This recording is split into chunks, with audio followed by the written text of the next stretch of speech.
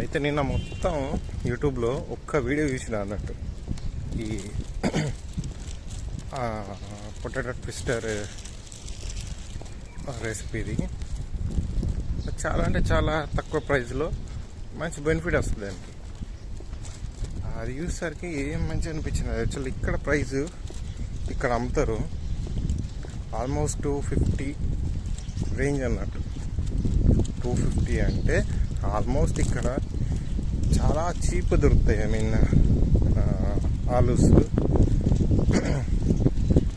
ఆలు ఒక్క ఆల్మోస్ట్ చాలా తక్కువ దొరుకుతాయి వాళ్ళకి. దానిలో వచ్చిన దాంట్లో 10% కన్నా తక్కువనే ఇంకా కిలో వస్తాయి. దాని అంటే ఒక్కటి అమ్ముకుంటే మీకు ఆల్మోస్ట్ 3 times 4 times కన్నా ఎక్కువ ప్రాఫిట్ వస్తుంది. సో మంచి బిజినెస్ అది. నేను అదే చూస్తున్నానట, అదే ఇదేంటి ఇది బాగా ఇక్కడ కూడా అవుతుంది ఇండియాలో.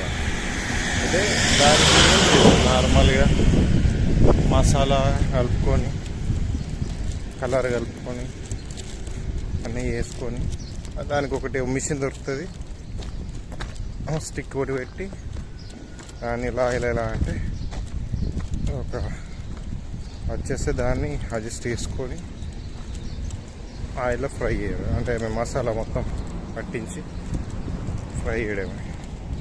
దాని మీద ఎంత దొరికే సాస్ దొరుకుతాయి మసాలావి, సో అవి దాని మీద వెళ్ళేసి ఇవ్వడం.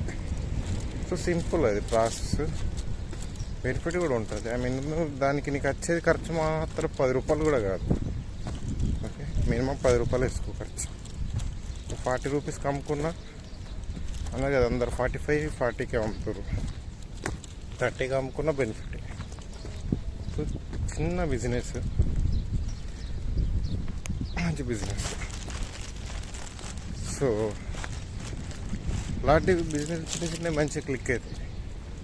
కానీ ఏరియా బట్టి ఉంటుంది అది.